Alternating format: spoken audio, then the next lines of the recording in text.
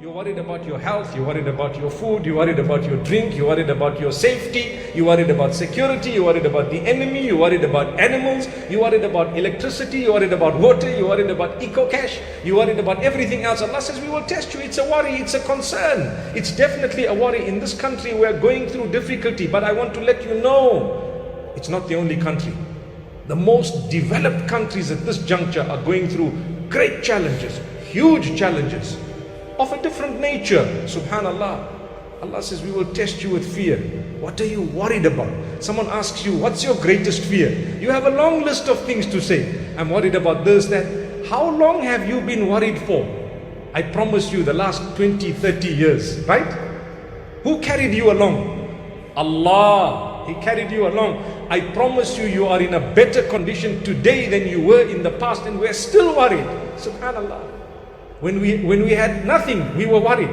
Now we've got something, we are more worried. Why is it?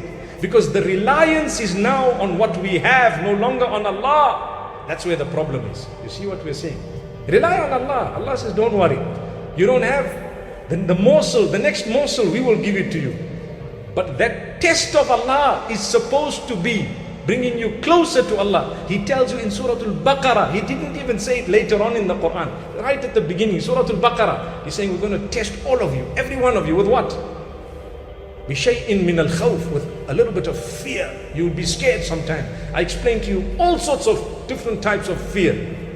وَالْجُوعِ, and hunger. You can understand that on your own, hunger. Sometimes you will be hungry. Sometimes there may not be food. Sometimes there will be famine. Sometimes there might be money and no food. And sometimes there will be food and no money. And sometimes there will be neither food nor money. That's Allah. Subhanallah. Al-ju' wal-khawf. Al-khawf wal-ju' wa naqsin min al-amwal. You will suffer loss. When you suffer loss, do you say Alhamdulillah? La ilaha illallah. Allah says you will suffer loss of wealth. Naqsin min al-amwal. Your money, boom, suddenly one day someone stole it. There was a fire, there was a robbery, there was an earthquake, what's all this about? Allah says that's the whole reason why we sent you onto the earth. Man, don't be fooled. You know, people say you came onto the earth, just enjoy, and when you have a lot of money and a nice house and everything is smooth, it means Allah is happy with you. Not at all, no ways. Allah says we need to test you. Look at your school to start with. How many of us are educated here? We'll put up our hands, all of us. Even the little ones will say we go to school. What's school all about? Exams, tests. Do they become easier or more difficult? They become much more difficult as you become closer and closer, higher and higher to the end. Much more difficult. You're writing O-level. You can't take a kid and put them right up there because you know that's going to be a difficult exam. But when you go through it, what do you say? You come out of the paper and you say, Alhamdulillah, it was easy. MashaAllah. Thank Allah, it could have been worse.